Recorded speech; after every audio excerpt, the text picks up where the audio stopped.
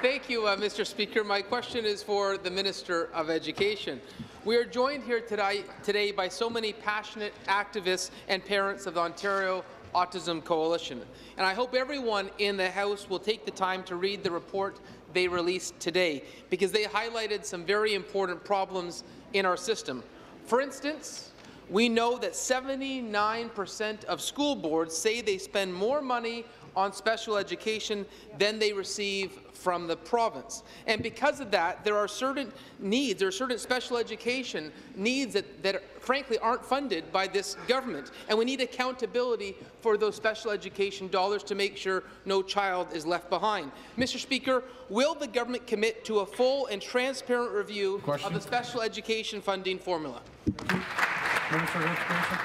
Thank you, Speaker, and I want to thank the member opposite for the question, and I want to just say that we are working with the Ontario Autism Coalition. They are participating in the Ontario Autism Program Committee. I've met with that committee. I've met with members of the coalition, as has the Minister of Children and Youth Services, and we are investing in supports to children who have autism and who have that particular exceptionality, Mr. Speaker. Our investments in special education is $2.7 billion, and while there are many needs that are in place in our school boards, there's always more that we can do, Mr. Speaker, and we're constantly working together with our partners, with our stakeholders like the Ontario Autism Coalition to provide the best education possible for all students in Ontario. Supplementary.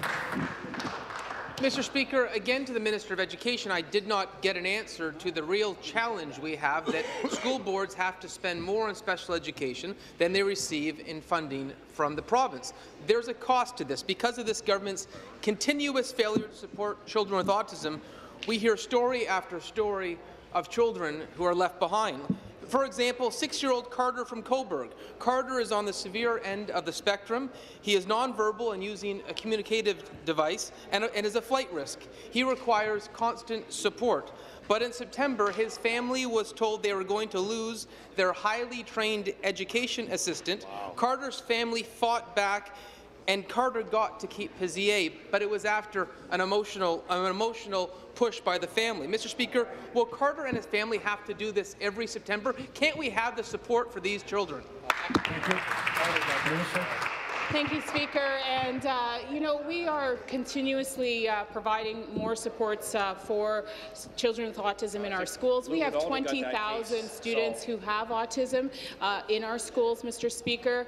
In fact, let me just inform the Leader of the Opposition that students with autism are moving on to post-secondary education at 4 times the numbers that they were, Mr. Speaker. So we are ensuring that all students in our schools that have exceptionalities, and especially students with autism, receive the supports that they need. We have trained over 30,000 education workers and teachers in ABA so that those supports are available in the classroom, Mr. Speaker. There are also investments in specialized supports for students so that they receive the supports that they need in our schools.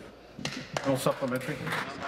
Mr. Speaker, again to the Minister of Education, and I will repeat, special education funding does not meet the demand. There are children in this province that are being left behind. Here's another example. I got to hear a story from Melanie's son from Niagara Falls. Melanie wrote us and said that despite clear paperwork stating that her son needed one-to-one support, he wasn't given the proper help he needed. And you know what happened on World Autism Day in 2012? Instead of being given the support he deserved, Melanie's son was suspended from school. The school board told Melanie that there is no money to provide them what he requires. His son wasn't welcome at school. Mr. Speaker, can the minister tell Melanie why there is no money to have the proper education and the proper academic experience for her son? It's not right. Deputy Premier.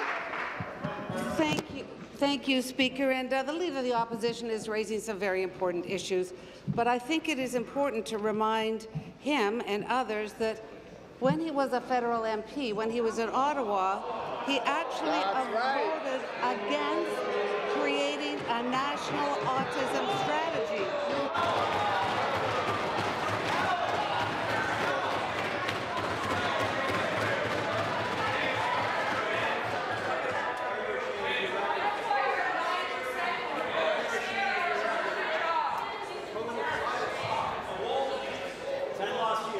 Order.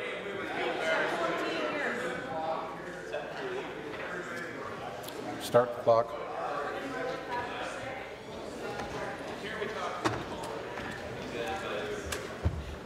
Minister.